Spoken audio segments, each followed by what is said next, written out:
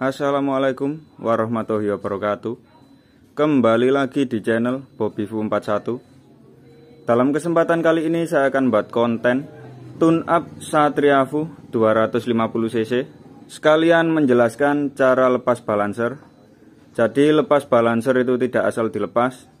Jadi nanti kita tunjukkan cara lepas balancer yang benar itu seperti apa.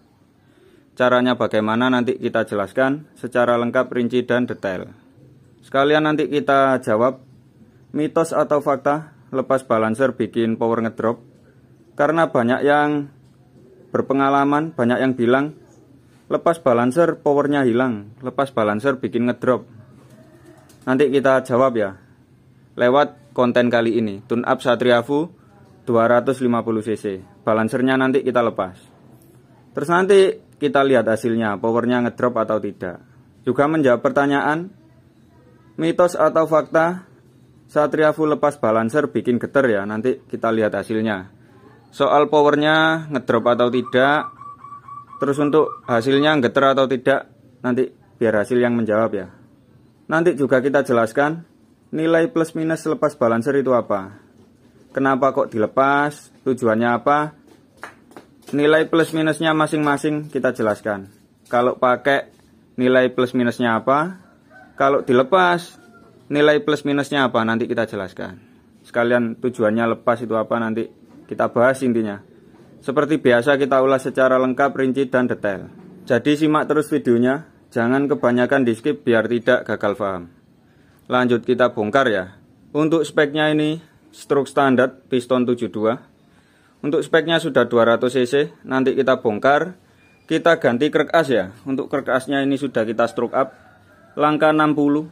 Dari standarnya langkah 48, ini kita ubah jadi langkah 60.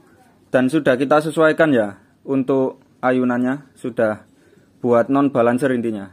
Untuk stang pakai GL 446. Selebihnya lanjut kita pasang saja biar jelas. Lanjut ya. Untuk 200cc kemarin piston 72. Terakhir untuk motor saya 200cc tembus di angka 29 HP ya.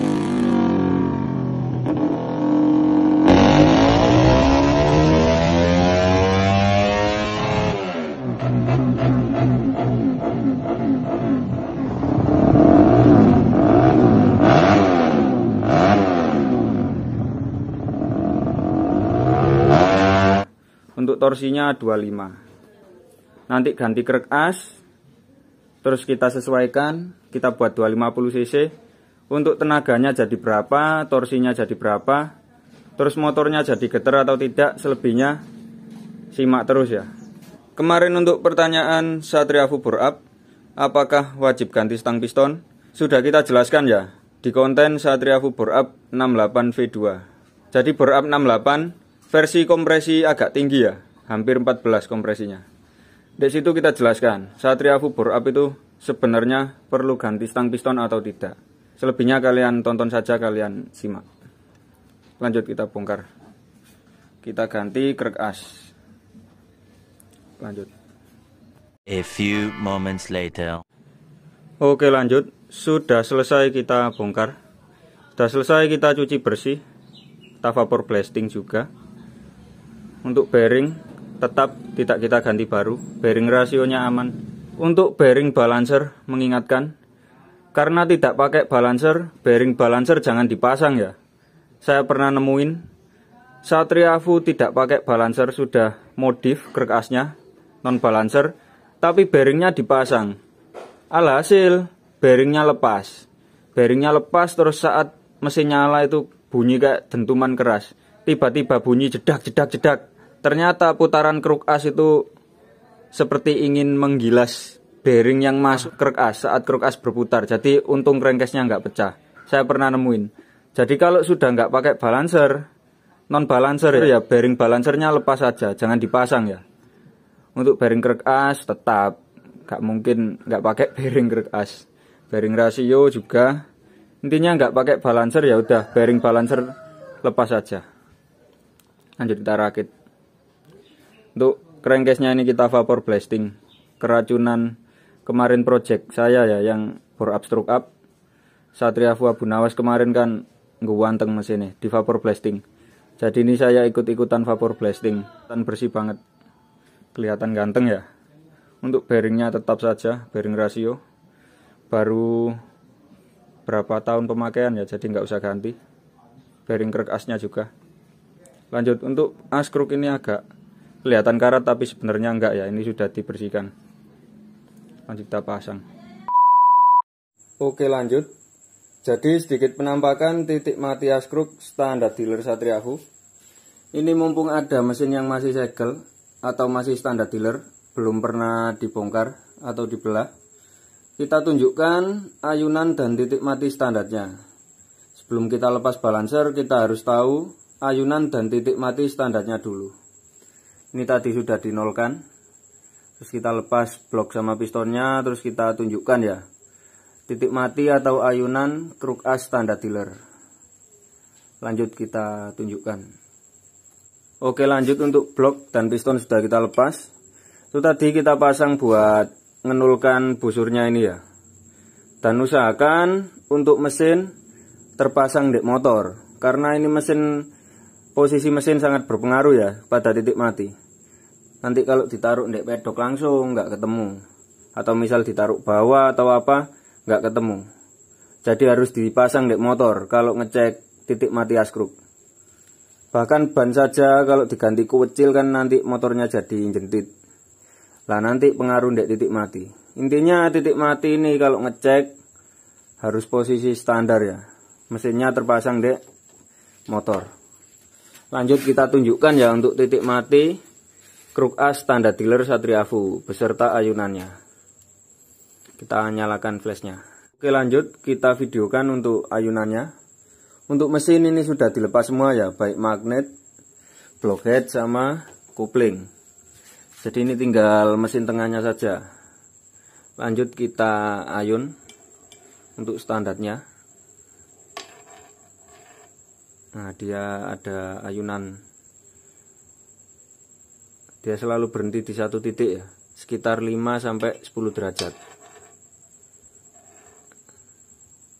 Nah dia selalu ngayun. Terus fungsinya ini, misal kalian harus paham putaran mesin ya. Ini posisi TMA, terus meledak dar, dia langsung turun ke TMB. Nah setelah TMB 0 BDC ini kan TMB. Setelah TMB ini fungsi balancer, dia melempar kruk as untuk OTW ke atas ya. Setelah TMB ini, nah dia mengayun seperti ini. Terus dia berhenti di satu titik. Jadi fungsi balancer itu untuk menentukan titik mati ya. Misal kalian geser satu mata, dua mata, itu posisinya akan berubah. Terus fungsi balancer untuk melempar as kruk ya. Setelah TMB, nah ini dia fungsinya buat melempar kruk as, OTW TMA ya. Kalau nggak ada balancernya nanti dia kurang ngayun kalau asal lepas.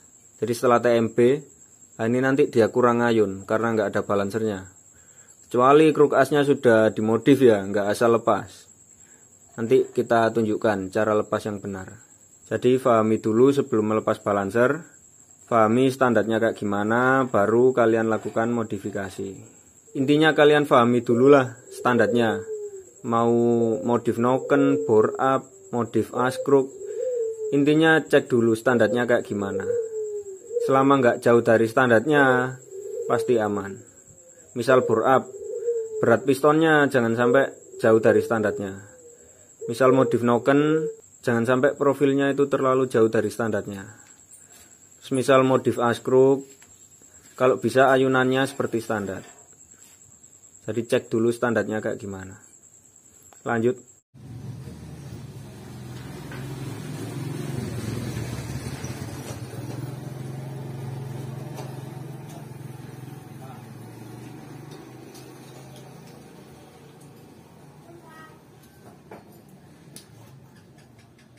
Oke lanjut, sudah selesai kita pasang. Lanjut kita jelaskan untuk balancer ya, cara lepas balancer yang benar seperti apa.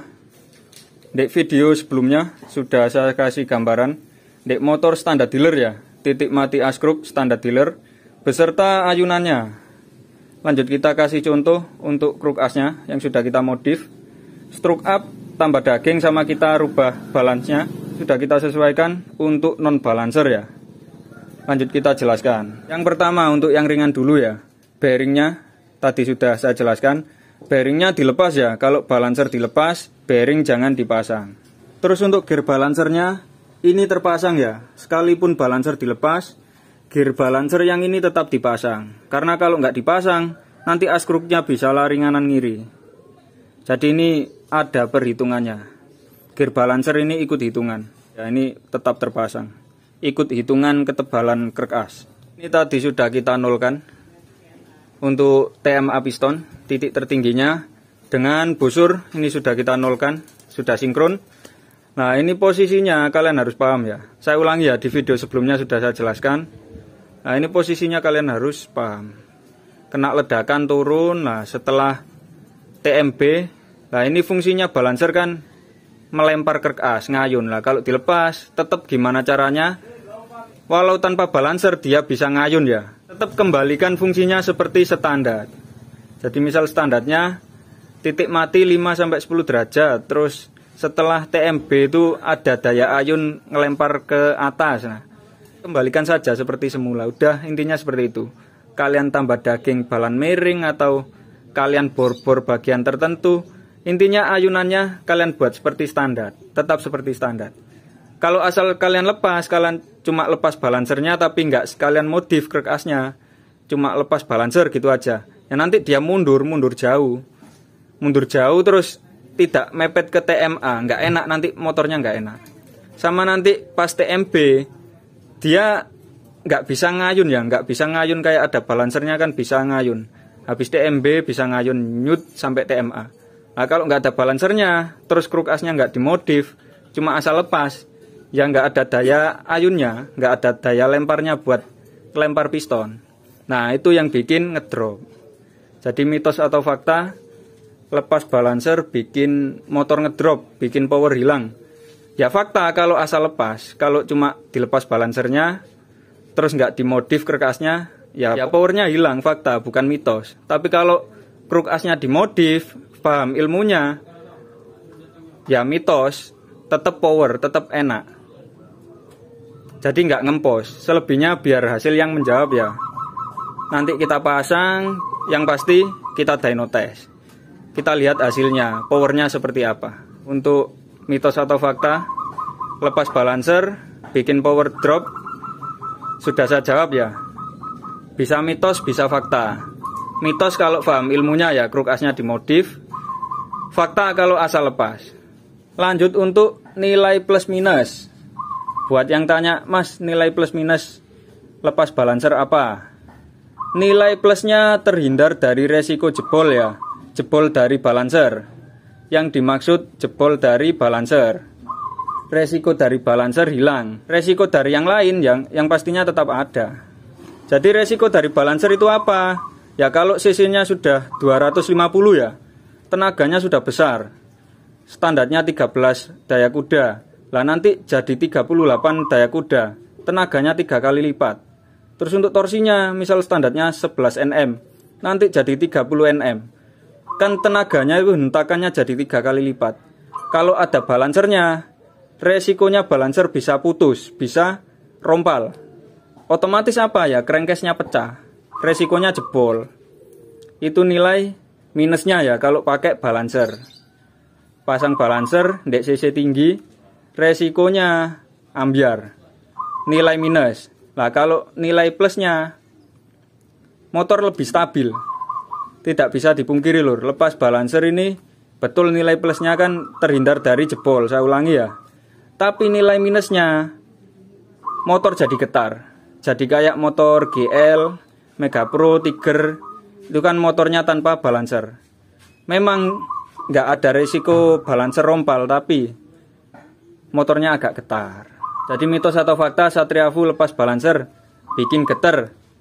Jawabannya fakta. Kalau dilepas balancernya jadi tambah getar. Mau dialannya krek as kanan kiri 0, 001, intinya bagus ya, center. Tapi kalau non balancer tetap ada getarnya. Jadi seperti itu tadi tutorial cara lepas balancer sudah saya jelaskan. secara lengkap, rinci, dan detail. Dan juga untuk pertanyaan, mitos atau fakta, lepas balancer, bikin getar, sudah saya jawab, jawabannya fakta. Kalau dilepas jadi agak getar.